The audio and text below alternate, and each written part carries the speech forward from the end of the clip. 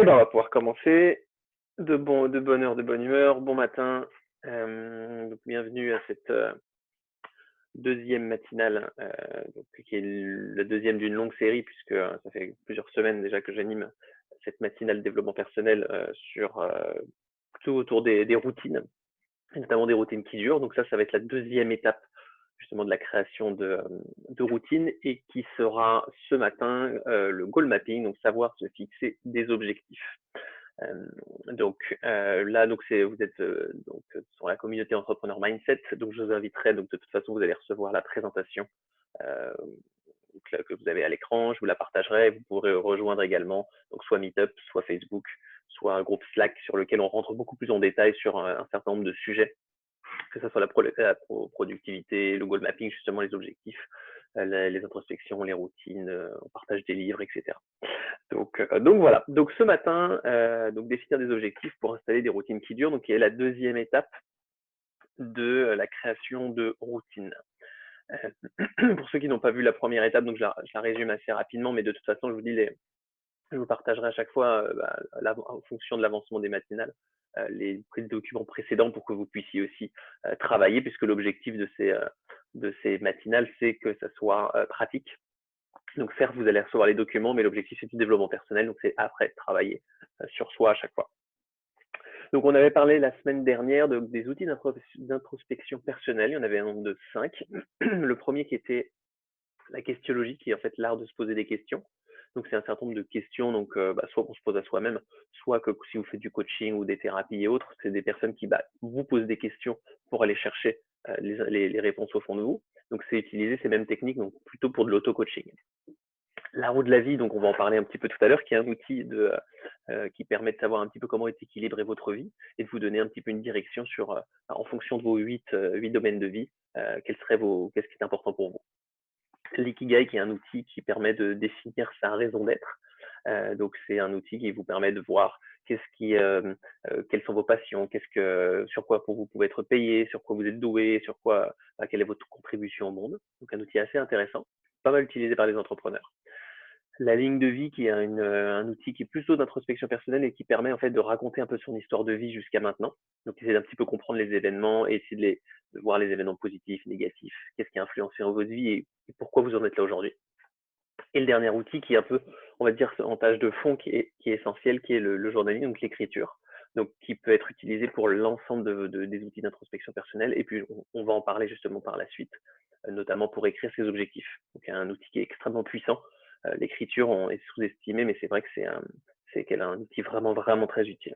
Donc je le répète souvent à chaque matinale, mais c'est vraiment, vraiment essentiel. Donc voilà, donc ça, c'était donc la matinale de la semaine dernière. Rentrons dans le vif du sujet. Donc quand on a commencé à définir un petit peu ce qui était au niveau d'introspection personnelle et ce qui était important pour nous, l'idée c'est de savoir quelle direction on va donner en fait. Donc on sait un petit peu sur quoi on veut avancer, on sait un petit peu dans quel domaine de vie on a des insatisfactions. Et l'idée c'est de donner l'élan pour commencer à aller vers une direction, aller vers un cap. Donc, c'est là qu'intervient le goal mapping. Donc le goal mapping, en fait, de manière très simple, c'est une méthode qui consiste à cartographier toutes les aspirations que l'on a dans tous les domaines, donc notamment les domaines de vie, et justement avant de les décortiquer. Donc c'est un petit peu une feuille de route sur laquelle vous allez avoir des grands objectifs et que vous allez pouvoir les découper en objectifs un petit peu sous-objectifs ou en objectifs plutôt plus atteignables. Donc c'est ça ce que permet le goal mapping. Donc j'aime bien cette citation de Napoleon Hill. Un objectif, c'est un rêve qui a une deadline. Et effectivement, c'est exactement ça. C'est-à-dire que dans les outils que je vais vous partager tout à l'heure, et qu'on va voir juste après, il y en a certains, c'est soit vous partez de vos domaines de vie, soit vous partez un petit peu d'un rêve, et ensuite du rêve, vous le découpez jusqu'à ce que ça soit beaucoup plus proche, et que un peu comme des dominos, vous allez faire cette première action qui va engendrer d'autres actions, et petit à petit sur le temps, va commencer à arriver vers votre rêve, votre objectif en tout cas. Je vais rapidement passer ça parce qu'on va justement les étapes, on va y revenir. Donc on va avoir 5 plus une étape pour le goal mapping. La première, c'est de décider des domaines de vie les plus importants. Donc on va le voir justement le roue de la vie. Donc c'est l'étape préalable, c'était ce qu'on avait vu la semaine dernière. Ensuite, ça va être d'écrire vos objectifs. Donc, on va avoir deux outils, dont un que vous connaissez, qui est les objectifs doivent être SMART, et ça je vais revenir rapidement.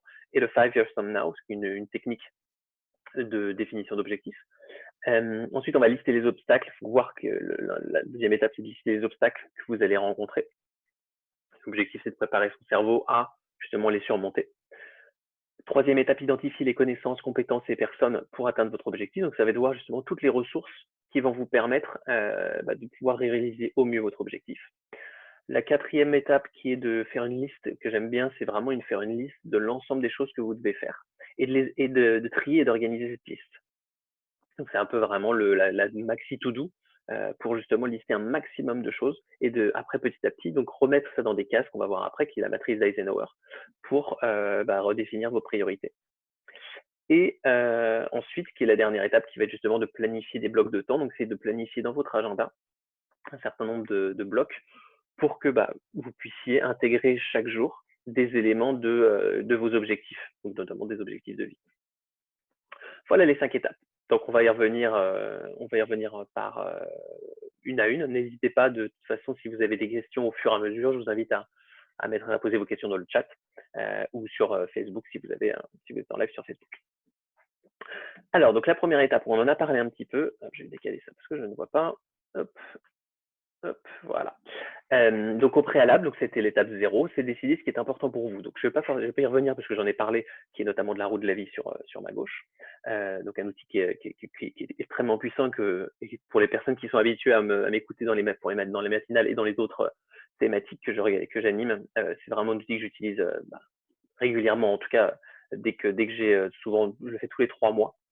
C'est régulière tous les 3 mois. Donc vraiment un outil qui est puissant pour justement voir une vision globale de sa vie à l'état actuel et l'état désiré, donc sur quels objectifs et quel domaine de vie je voudrais travailler. Et l'autre outil qui s'appelle la Passion Roadmap, qui est un petit peu similaire. La seule différence, c'est que c'est un peu moins structuré. Donc, il y a des personnes qui disent, oui, la roue de la vie, c'est trop structuré, il y a trop d'étapes, etc. Bref, donc ça dépend vraiment des personnes. Je vous ai proposé un autre outil qui, lui, qui s'appelle donc soit la Passion Roadmap, donc la feuille de route de passion, soit la wishlist, donc c'est un peu ses souhaits. Et en fonction de ça, c'est de définir justement les quatre grands objectifs. Donc, les objectifs d'un objectif de vie, et vous allez mettre tout ce qui touche autour de toutes les actions ou tout ce qui est en lien avec votre objectif de vie. Vos objectifs à 3 ans, 1 an, 3 mois. Et en fait, c'est fait sous forme, c'est le format que j'aime bien, c'est fait sous forme de carte mentale ou de mind mapping, sur lequel en fait ça vous permet facilement d'avoir de manière visuelle l'ensemble des grandes actions et des grands objectifs et des sous-objectifs associés. Donc, c'est une autre manière de le faire et ça vous permet, c'est comme je dis, le côté passion, de vous projeter en fait. Donc, dans les deux cas, dans les deux outils, ça va vous permettre de visualiser un peu les objectifs à atteindre. Donc c'est là où vous allez commencer à écrire, voilà, je voudrais m'améliorer dans 3 ans, je voudrais, j'en sais rien, créer mon entreprise. Et qu'est-ce que créer votre entreprise va impliquer autour de cet objectif-là. Donc, c'est une autre manière de faire. Moi, c'est vrai que je suis plus partisan de la roue de la vie parce que je trouve que c'est ce côté structuré, c'est mon côté structuré qui parle. Mais pour des personnes qui eux, plutôt seulement sont plus créatifs et le mind mapping leur permet, par des ramifications, d'aller plus en profondeur dans leurs objectifs, etc. Tant mieux. Tant qu'on travaille et on prend du temps à travailler sur ces objectifs, mieux c'est.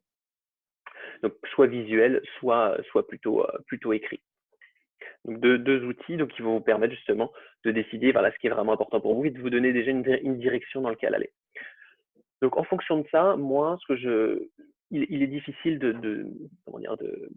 d'avoir, on le sait, de toute façon, c'est souvent expliqué, d'avoir plusieurs objectifs à cibler d'un coup. Moi, par recommandation, en partant de la roue de la vie, je me focalise sur 3 domaines de vie. Qui dit 3 domaines de vie, dit 3 grands objectifs. Donc ça déjà, et 3 mois. Voilà, c'est côté 3 en fait. Tout est par 3, vous allez le voir après, mais tout est par 3. Donc ce qui me permet en fait c'est ni trop ni pas assez. Effectivement, souvent on dit concentrez-vous sur un objectif, une routine, etc. Mais souvent on se dit on voudrait en faire plus ou voilà. Donc autant faire le côté par 3, moi, me fonctionne bien. Ça peut être 1, ça peut être 2, peu importe. Mais par expérience, le 3 domaines de vie, 3 objectifs sur 3 mois. Et 3 après routine jusque-là, sont pour moi quelque chose qui marche très bien. Donc encore une fois, c'est à tester pour vous. C'est vraiment des recommandations. Peut-on avoir 2 ou 3 objectifs dans un domaine de vie? Oui, effectivement, on peut avoir 2-3 objectifs. En revanche, il faut c'est ce que recommande dans le livre, The One Thing, c'est que si on a, c'est comme si on avait un plan A, un plan B. Le problème, c'est que, bah, on se focalise pas entièrement sur l'objectif. Donc effectivement, vous notez le nombre d'objectifs dans vos domaines de vie. En revanche, choisissez-en qu'un parce que ça va vous permettre vraiment de vous focaliser, de vous concentrer votre attention que sur un seul et même objectif. Et justement, vous allez définir, comme c'est sur 3 mois, 2 ou 3 mois, ça va vous permettre de vous focaliser sur ça et de mettre le deuxième ou le troisième objectif que vous avez défini, de le mettre à la suite. Donc en fait, les 3 objectifs, vous allez faire sur 2, 4, 6 mois en fait. Voilà. Ce qui est recommandé vraiment, parce qu'on peut pas faire 3 objectifs sur 3 domaines de vie. Sur un seul domaine de vie, c'est que l'objectif a mal été défini en fait, parce qu'il faut qu'il soit suffisamment grand pour qu'après, en revanche, il soit découpé en sous-objectifs, effectivement. Mais moi, quand je dis un objectif, c'est vraiment un objectif qui, sur 3 mois, est suffisamment challengeant, qu'il va falloir découper justement pour l'intégrer dans dans sa semaine, dans son quotidien, etc. Donc, je réponds aux questions. Tu dis travailler 3 objectifs dont un seul de domaine de vie. Non, c'est trois objectifs dans 3 domaines de vie. Donc c'est un objectif par domaine de vie. Oui, je me suis peut-être mal exprimé. C'est un objectif par domaine de vie. Et donc sur 3 mois, je travaille 3 domaines de vie. Donc 3 objectifs. Voilà, c'est ça. Hop. Ensuite, donc justement, donc on en vient un petit peu à ça. Donc quand vous avez un petit peu travailler et commencer à regarder vos gros domaines de vie, ça va être d'écrire vos objectifs et justement de découper vos objectifs en quelque chose qui soit beaucoup plus atteignable. Donc soit vous partez d'un objectif principal, un objectif de vie. Donc par exemple, dans un domaine de vie, vous dites, voilà, dans la santé, j'aimerais être un sportif de compétition. Dans le côté de travail, j'aimerais bien, dans 5 ans, par exemple, monter mon entreprise. Dans le développement personnel, dans 5 ans, j'aimerais bien écrire un livre. Voilà, donc c'est vous projeter vers des choses qui peuvent être beaucoup plus lointaines, en fait. Et donc, c'est la technique que je vais vous présenter là, qui est la technique 5-4-3-2-1, une technique que j'utilise, qui est vraiment je trouve assez puissante. Donc, en fait, c'est de partir d'un accomplissement dans 5 ans. Donc, je vous invite à le faire soit par domaine de vie, donc ça va faire beaucoup d'exercices, soit vous avez un seul objectif principal de vie dans 5 ans, 10 ans, peu importe, et vous allez l'utiliser pour le découper justement avec cette technique-là. Donc c'est une technique qui est assez simple, qui nécessite de se poser un peu, mais qui dit, voilà, quels seraient mes accomplissements dans 5 ans, 4 mois, 3 semaines, 2 jours et 1 heure. La technique, en fait, vous permet je vais donner un exemple en dessous de toute façon. Voilà, dans 5 ans, quel est votre objectif dans 5 ans? Moi, j'aimerais bien, en fait, fondateur, par exemple, d'une association d'éducation culinaire, essayer d'être précis, et d'ateliers d'éducation alimentaire et d'ateliers culinaires. Ça, c'est dans mon domaine de vie, contribution au monde. Donc, qu'est-ce que je veux apporter au monde? Donc ça, j'ai un domaine de vie et sur lequel j'ai travaillé cette technique de 5-4-3-2-1. Mes accomplissements dans 4 mois, ça va être, je vais être formé à l'entrepreneuriat social, par exemple, ou avec un mentor, ou avec un coach. Voilà. Ensuite, dans 3 semaines, qu'est-ce que je veux atteindre dans 3 semaines? J'aurais rempli mon business model Canva, donc mon modèle d'affaires un petit peu, si on peut appeler ça un modèle d'affaires, mais donc voir justement, voilà, pour avoir justement cette vision de création d'entreprise ou création d'association. Dans 2 jours, j'aurais sélectionné, par exemple, et analysé deux ou 3 associations concurrentes pour déjà me mettre un pied à l'étrier et me donner une vision et un objectif. Et dans 1 heure, donc ça c'est ça qui est intéressant, c'est que voilà, dans 1 heure, qu'est-ce que je vais faire pour aller justement en direction de mon objectif de 5 ans?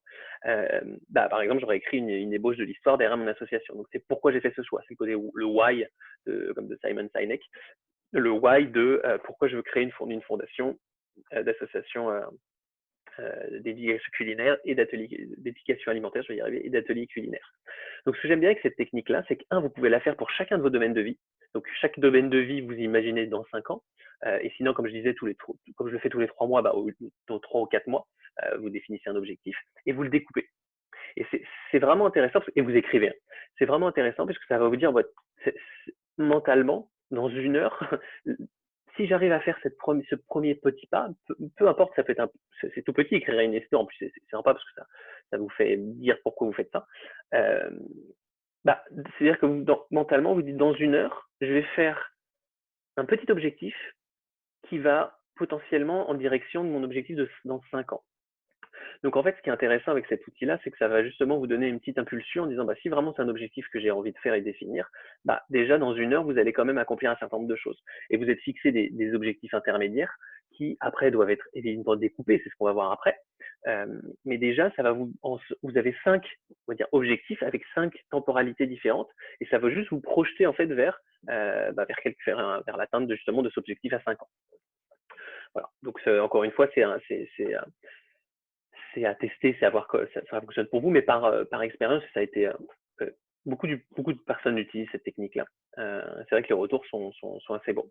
Donc voilà, donc ça c'était l'étape de décrire vos objectifs. Donc vous avez défini vos grandes priorités, vous avez défini ce qui était important pour vous, et du coup vous avez commencé à définir des objectifs, idéalement les plus lointains sur 5 ans, vos objectifs de passion, etc. Et puis en fait vous les découpez sur 5, 4, 3, 2, 1 à 1 heure. Donc voilà. Évidemment, mais ça, je passe assez vite parce qu'effectivement, plus l'objectif est smart, mieux c'est, c'est-à-dire qui va être spécifique, donc quelque chose d'assez précis, qui va être mesurable, parce que l'objectif, c'est aussi, et on le verra, de pouvoir suivre l'avancement de ses objectifs. Donc, soit une progression, soit une régression, soit un certain nombre de sessions de yoga, d'économiser 500 euros, etc. Atteignable, c'est ça en fait l'intérêt de le découper en 5, 4, 3, 2, 1, c'est qu'un objectif, souvent il dit ouais, il est inatteignable, mais en fait quand on le découpe, au final ça devient beaucoup plus atteignable puisque dans 1 heure on peut commencer à faire ce premier petit pas qui potentiellement après répéter pour chaque jour par exemple peut vous amener vers des grands résultats réalistes et temporels. Voilà, il y a beaucoup de théories, mais en même temps c'est vrai que plus on est précis, mieux c'est. Effectivement, c'est mieux. C'est-à-dire que plus vous passez du temps à écrire et à travailler sur vos objectifs, plus simple pour vous ce sera de justement créer les routines, parce qu'on en parle beaucoup, créer les routines qui, chaque jour, cumulé, va vous faire justement atteindre vos objectifs. Donc, une session de yoga par jour, contacter je sais pas, un représentant d'une association par jour. Voilà, vous voyez un peu l'idée, c'est de faire cumuler un certain nombre de petites actions qui, sur plusieurs semaines, plusieurs mois, en fait, vont atteindre les objectifs intermédiaires que vous êtes fixés. Également, un outil alors qui, on va dire pas obligatoire, mais qui est fortement recommandé, c'est que quand vous avez défini tout ça, c'est commencer à identifier certains obstacles. Les obstacles, en fait, c'est, par définition, c'est ce qui va vous éviter d'atteindre vos objectifs. Et en fait, c'est surtout mentalement, c'est que ça va vous éviter d'être surpris par ce qui se passe. Je prends souvent l'exemple du confinement. Pour beaucoup, forcément, c'est des obstacles qu'on n'avait pas forcément imaginés. J'ai vu des personnes qui, notamment un des propriétaires d'une boulangerie à Montréal, qui avait anticipé ça en fait, qui avait anticipé cette crise parce qu'il dit tous les 10 ans il y a une crise. Donc il avait déjà écrit et il avait déjà fait un peu tout cet exercice-là de trouver les obstacles, enfin, identifier les obstacles et trouver des solutions.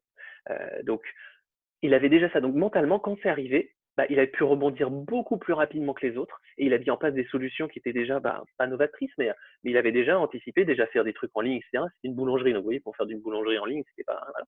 Il avait déjà pas tout prévu, mais pas loin. Et au final, il a surmonté la crise beaucoup plus facilement que les autres qui ont pris ça de plein fouet. C'est un peu ça l'idée, c'est ce parallèle-là, c'est que plus vous identifiez des obstacles, même si c'est impossible de tout identifier, mais plus vous en identifiez et vous trouvez des solutions associées, plus vous serez préparé et plus facilement vous pourrez rebondir. Donc je prends l'exemple, et souvent c'est donné cet exemple-là, si je perds mon travail, qu'est-ce qui se passe si vous perdez votre travail? Est-ce que vous avez déjà fait cet exercice-là? Pour certains, ils se disent je me formerai au coaching, ou je ferai des formations, ou j'en sais rien, je me reconvertirai, ou peu importe, ou je vendrai j'en sais rien. Mais voilà, donc c'est commencer à identifier un certain nombre d'obstacles. C'est un exercice qui est assez intéressant, et pas juste identifier les obstacles, mais trouver des solutions en face. Voilà, si je peux plus faire de sport en extérieur pour X ou Y raison, alors j'achèterai un vélo d'appartement, ou alors je ferai mon sport en intérieur. C'est une méthode qui est utilisée pour les objectifs, mais également pour les routines. Donc si telle ou telle chose arrive, alors je trouverai cette solution-là. S'il pleut dehors, ou s'il y a une couche de verglas de 5 cm, je vais faire mon sport en intérieur. En fait, le fait d'identifier les obstacles et trouver des solutions à votre cerveau va vous donner beaucoup plus de réactivité. C'est vraiment inconscient, mais je l'ai expérimenté et pour moi, je faisais pas tout ça avant. Par expérience, effectivement, ça marche. Parce que votre cerveau, en fait, vous lui avez déjà donné une information qui, quand l'événement va arriver, il aura déjà cette solution-là. Alors, est-ce que il va vous balancer l'info tout de suite? Pas forcément, mais en règle générale, au moins, vous avez dit, tiens, il se passe quelque chose. Donc voilà, donc vous avez obstacle plan, donc c'est l'obstacle et lorsque cet obstacle va arriver, alors je trouverai cette solution. Très puissant comme technique. Que je dis pas obligatoire parce que si vous êtes déterminé à faire vos objectifs, bah, vous allez foncer, vous allez surmonter les obstacles, mais les identifier vous permet vraiment de, quand ça arrive, de réagir beaucoup plus facilement. De quand vous avez commencé, donc identifier les obstacles, donc définir vos objectifs, identifier les ressources clés, ça c'est important, c'est qu'en fait, c'est qu'est-ce qui va être tout autour de vos objectifs. Donc ce que j'ai évoqué, là, les connaissances, les compétences et les personnes entourées qui vont vous permettre d'atteindre l'objectif. Donc avec qui, bah, ça, ce sera à vous de voir, donc c'est soit tout seul effectivement, mais soit en règle générale, c'est idéalement avec d'autres personnes, donc ça peut être la famille, les collègues, les amis, le conjoint, l'associé, mentor, coach, bref, la liste est longue. Et donc, tout dépendant, bah, dépendamment de vos objectifs, si vous lancez une entreprise, si vous lancez une association comme pour moi, si vous, euh, si vous faites du sport avec d'autres personnes, etc., etc., etc. Plus vous identifiez des personnes, plus vous êtes entouré, et on le fait, hein, plus vous allez atteindre plus facilement vos objectifs parce que vous allez avoir soit une bonne pression sociale, parce que c'est une pression que vous avez mis dans, vous avez créé cet environnement pour atteindre vos objectifs. Euh, Soit c'est simplement bah, une aide voilà, pour vous dire, bah, vous souhaitez créer une entreprise, bah, un mentor, un coach va vous accompagner dans la réalisation de cette création d'entreprise. Et le comment, c'est surtout ça, c'est que bah, je prends l'exemple de création d'entreprise, bah oui, il va falloir un certain nombre de savoir-faire et savoir-être pour pouvoir bah, être à même de lancer son entreprise. Donc c'est faire des formations en ligne, c'est j'en sais rien, contacter bah, justement des mentors, ça va être lire des livres, ça va être un certain nombre de choses. Donc quel savoir je dois, quel comportement je dois adopter et mon savoir-faire, est-ce qu'il faut connaître je sais pas, la comptabilité, est-ce qu'il faut connaître des logiciels, est-ce qu'il faut apprendre des nouvelles compétences, voilà. Et le savoir-être, c'est comment moi, créateur d'entreprise, je peux, bah, qu'est-ce qu'il faut que j'apprenne souvent, par exemple, le leadership, souvent bah, ou la communication ou la communication non violente, comment mieux communiquer avec les équipes, etc., etc., etc. Donc ça, c'est vraiment d'identifier les ressources clés. Et justement, pour les identifier, c'est l'étape que j'aime beaucoup, qui va être justement de lister, alors ça c'est un peu la méga to-do list, c'est de lister tout ce que vous pouvez, bah, j'ai pris l'exemple du coaching, ça tombe bien, de lister tout ce que vous pouvez, enfin, ouais, tout ce qui est en lien avec vos objectifs en fait, de vraiment tout lister. Donc sur une feuille et vous dites, bah voilà, quand vous reprenez vos domaines de vie, vous reprenez vos différents objectifs et vous listez pourquoi et comment vous allez atteindre cet objectif-là. Donc, je prends l'exemple du coaching, comme je disais, donc me renseigner sur les formations, que ce soit des formations académiques ou professionnelles, regarder les financements, effectivement, faire une enquête métier, sélectionner des livres, en parler à mon entourage, rejoindre des communautés, des groupes, justement le avec qui, faire du réseautage. Donc, vous voyez, en fait, quand vous commencez à lister tout ça, et je trouve l'exercice assez intéressant parce que c'est vraiment, justement, là, c'est ne mettez pas d'ordre, surtout pas. L'organisation sera après, mais vraiment lister un maximum de choses. Ça va vous permettre, et potentiellement y revenir, ça va vous permettre de vous délester d'une pression aussi qu'on peut avoir au niveau mental en disant, waouh, faut faire tout ça, faut que je t'écrive tout ça, etc. Alors qu'en fait, bah oui, il y a plein de choses, mais en fait, quand vous allez le découper, vous allez voir qu'il y a des choses qui sont plus importantes que d'autres et plus urgentes que d'autres. Et justement, c'est l'objet de la matrice d'Eisenhower, et on va le voir, c'est que quand vous allez faire votre liste, vous allez aussi voir des actions qui vont vous dire, bah voilà, qu'est-ce qui va, et justement la méthode des 20-80, quelles actions va générer bah, seulement 20% d'efforts et générer 80% des résultats. On appelle le 20-80. Donc, et c'est là où vous allez prendre cette action dans votre liste, vous allez lister et dire, bah, qu'est-ce que je peux faire justement pour passer au filtre de bah, une action qui va me générer davantage de résultats. Et justement, bah, dans tout cet exemple de coaching, il y en a une qui le permet, on va dire, donc de passer dans ce spectre de 20-80. Donc, c'est bah, justement de faire une enquête métier. C'est-à-dire que si vous passez, bah, vous pouvez passer des mois et des mois à vous renseigner sur les formations, à regarder les financements de formation, parce qu'il y en a, je ne sais pas combien. Vous pouvez passer des semaines et des mois dessus pour sélectionner des livres, lire des livres, etc. C'est super. Et tout dépend le temps que vous êtes fixé. Mais par exemple, si je prends par expérience faire une enquête métier, c'est-à-dire que vous allez interviewer des personnes qui sont déjà coachs. Vous allez interviewer des personnes qui font déjà le métier que vous voulez faire. Pourquoi ça va vous prendre un super raccourci? Parce que ces personnes-là, soit ils ont déjà été formés, donc ils savent déjà les formations qu'il faut faire, que ce soit professionnel ou académique. Ils ont peut-être potentiellement déjà eu des financements de formation, par des aides, par exemple par le PACMI qui est en ce moment offert par le gouvernement québécois, justement des formations offertes.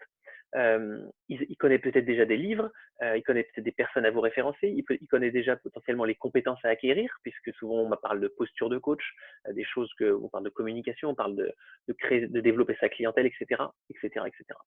Donc vous voyez, en faisant une seule action, bah, potentiellement, ça vous a éliminé énormément d'efforts sur le renseignement et la recherche.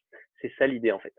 C'est de pouvoir passer toute votre liste d'actions au spectre de quelle est l'action, on va dire, qui va potentiellement activer, quand vous allez l'activer, faire un peu le côté domino et vous faire tomber d'autres dominos. Donc vous faire gagner un temps monstre et vous générez 80% des résultats. Donc c'est un peu ce que propose la matrice d'Eisenhower, c'est-à-dire que de voir qu'est-ce qui est à faire et ce qui est entre guillemets urgent et ce qui n'est pas urgent, ou en tout cas ce qui peut soit vous le supprimez, vous l'éliminez, soit vous le planifiez, vous le mettez pour un autre, pour plus tard, vous le mettez dans votre agenda.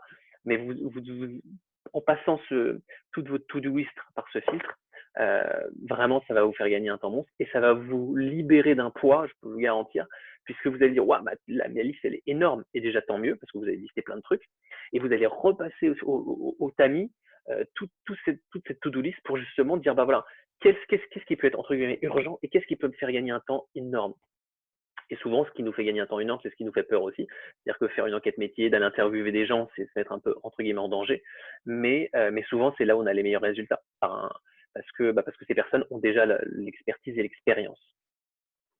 Donc voilà, donc j'espère que cet exemple vous a parlé. Donc idéalement, c'est de le faire par cet exercice par domaine de vie si vous voulez vraiment en profondeur, ou en tout cas sur les objectifs prioritaires que vous êtes fixés, je vous dis 3 maximum, ou 2 si c'est vraiment des gros objectifs, et de faire vraiment cet exercice-là et de passer tout ça au tamis. N'hésitez pas si vous avez des questions. Et la dernière chose, justement, 4-6, ouais, je suis passé à 4-6, il faudrait que 4-5. La dernière étape qui va être justement de planifier en fait vos priorités. Donc là, je ne vais pas y passer trop de temps parce que c'est la thématique justement d'une matinale sur les routines qui s'appelle le time blocking.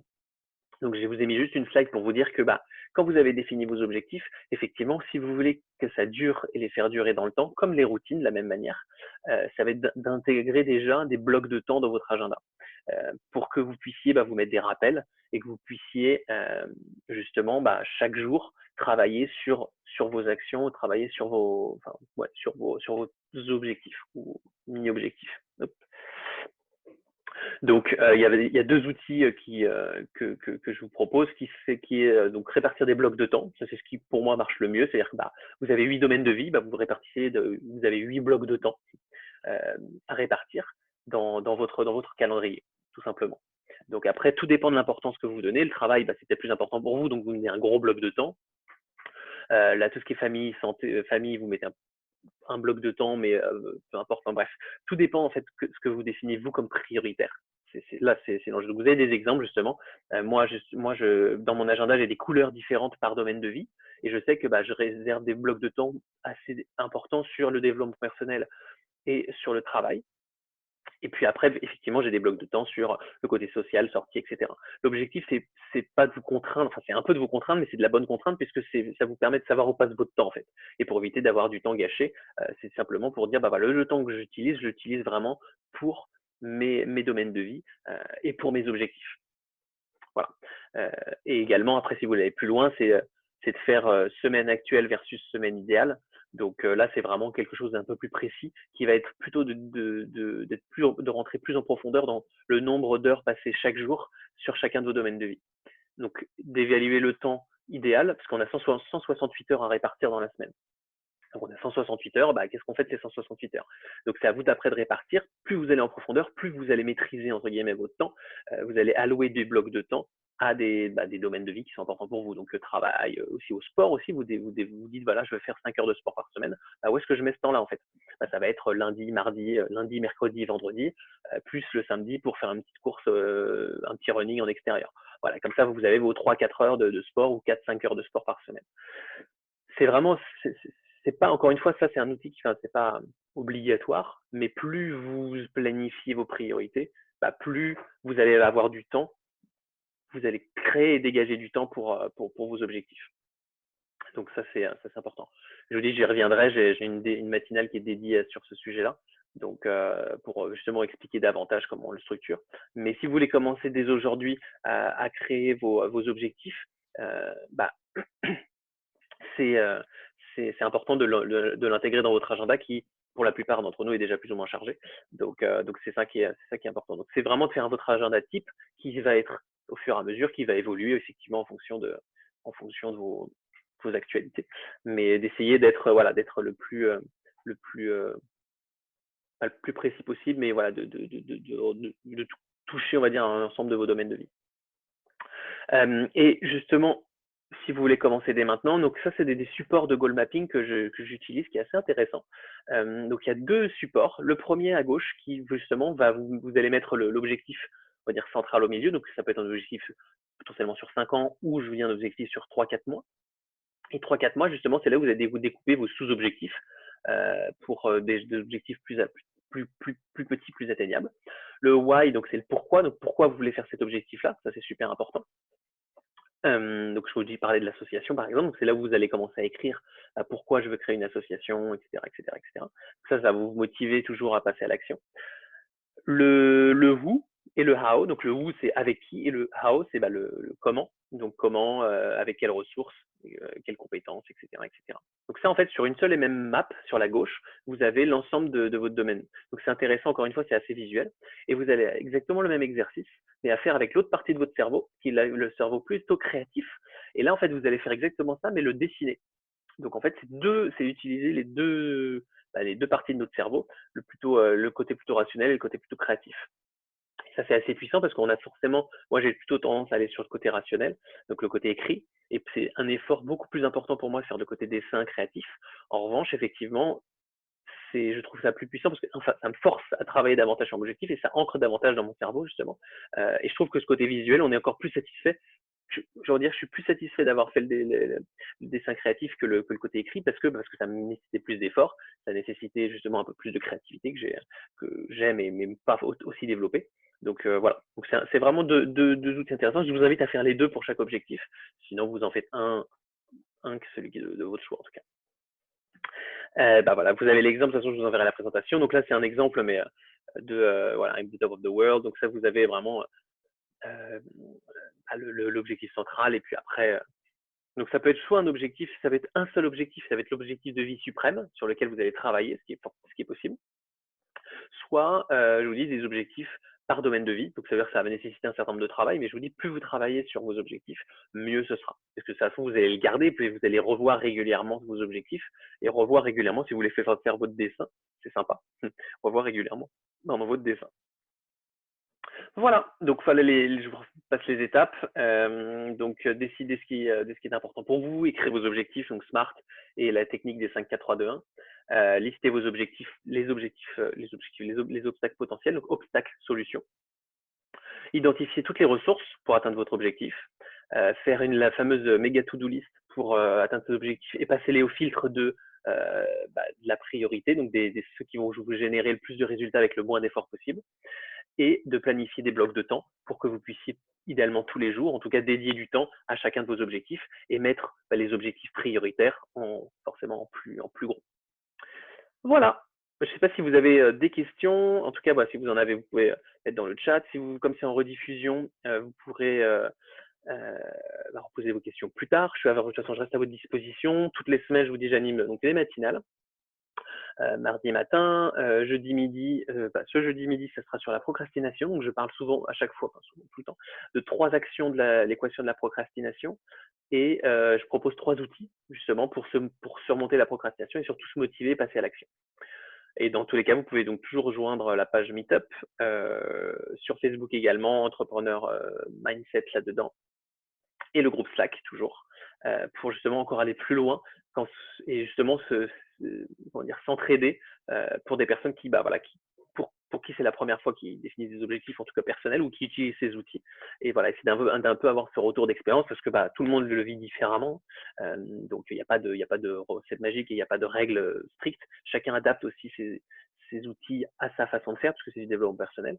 Donc c'est aussi partager les retours d'expérience de tout le monde. Voilà. J'espère que soit ça vous a plu. En tout cas, n'hésitez pas, hein, je reste à votre disposition. Si vous avez d'autres questions, donc je vous dis, vous pouvez les poser directement sur ce groupe Slack. Et puis, je vous dis, pour ceux qui seront là jeudi, à jeudi midi pour la prestation, sinon à la semaine prochaine pour une nouvelle matinale sur les routines. La prochaine matinale, ça sera justement sur décrire les routines, donc toute la technique d'écriture. Donc, c'est plus qu'écrire, c'est vraiment tout on appelle ça le habit loop. C'est un circuit, on va dire, pour créer des routines qui durent et qui puissent vraiment s'ancrer le plus longtemps possible dans notre quotidien. Voilà, bon, je vous souhaite une très belle journée qui s'annonce radieuse et je vous dis à la semaine prochaine ou à jeudi ou à la prochaine dans tous les cas. Voilà, très bonne journée, à bientôt.